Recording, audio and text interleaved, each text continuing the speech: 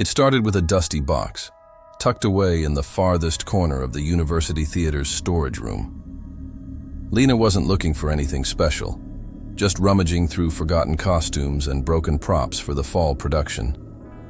Most of the students avoided that part of the building. The lights flickered there. The air was colder, somehow heavier. But Lena liked being alone. Or at least, she used to. The box was wrapped in twine. Faded masking tape across the top read, simply, "Do not use, 1997. Curiosity, of course, 1. Inside, moth-eaten fabric, crumpled stage notes, and at the very bottom, a script. The Final Rehearsal by E.C. Morland. The title page was smudged, almost blurred, like it had been wet once and then left to dry. The script felt too cold in her hands, like it had just come in from the snow. But the paper was dry. That evening, Lena met the rest of the troupe in the green room. It was their usual hangout, dimly lit, half-decorated with leftover set pieces and fake ivy on the walls. The smell of old makeup and sweat hung in the air like always. Callum lounged on the couch, flipping through his notes for a different scene. Imani was setting up her laptop, the unofficial archivist of the group. Jasper was already joking about ghosts. He never needed much prompting. And Noor, silent as usual, was sketching something in her notebook. She didn't look up when Lena walked in. "I found something weird," Lena said, holding up the script. Callum raised an eyebrow. "What? Like a musical version of Hamlet?"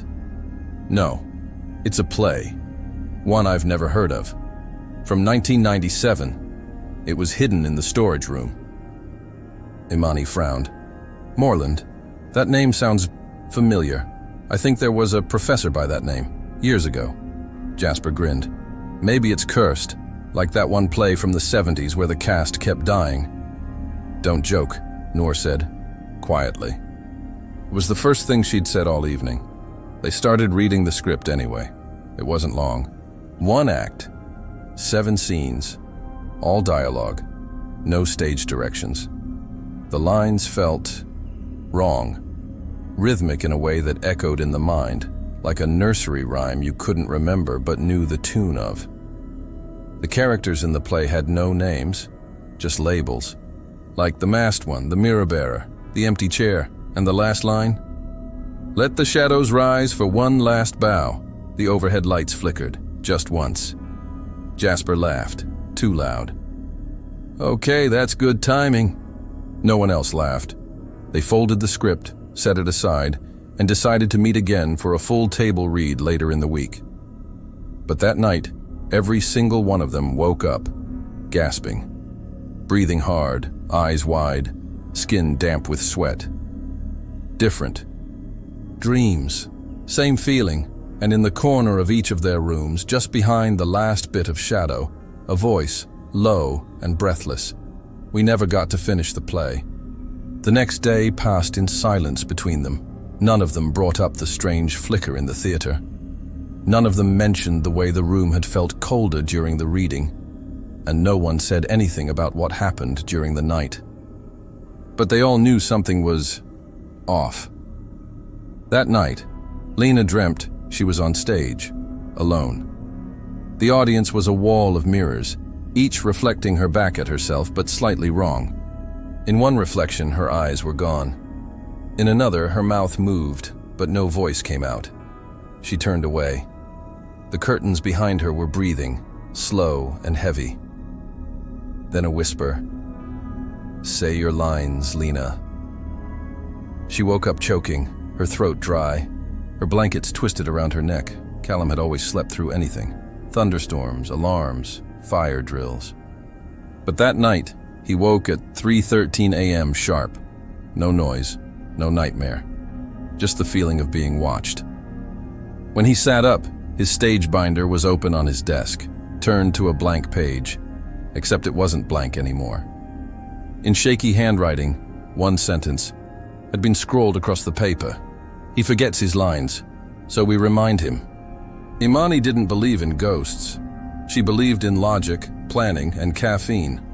But the logic fell apart when her alarm went off at 4:08 a.m., even though she hadn't set one. Her laptop, shut down hours earlier, was glowing on her desk.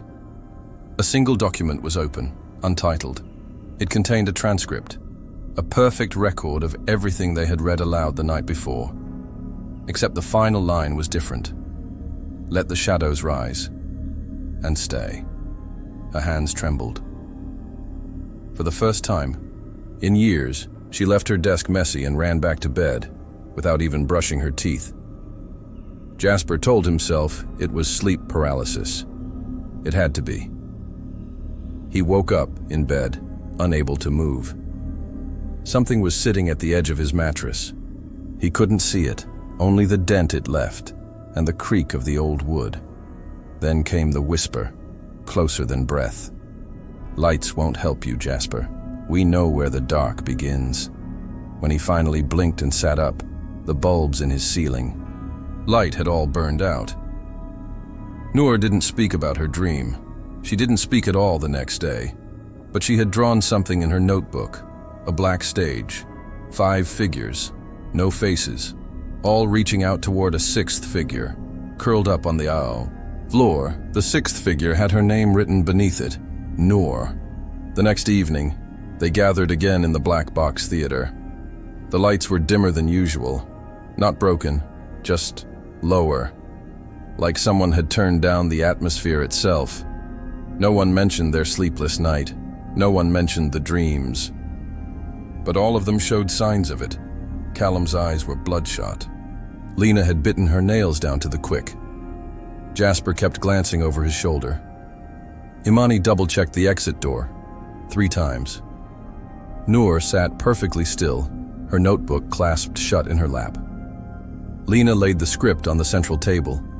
"We'll just read it through again," she said, forcing cheer into her voice. "Like last time, 1 scene each." Imani hesitated. "Maybe we should wait until—" "I'm fine," Callum interrupted. "Let's just do it." They began. Scene 1. The masked one enters the room of mirrors, lines spoken carefully at first, soft, controlled, but then the tone shifted. Scene 3.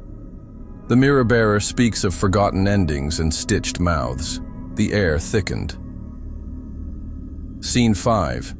The empty chair speaks for the first time.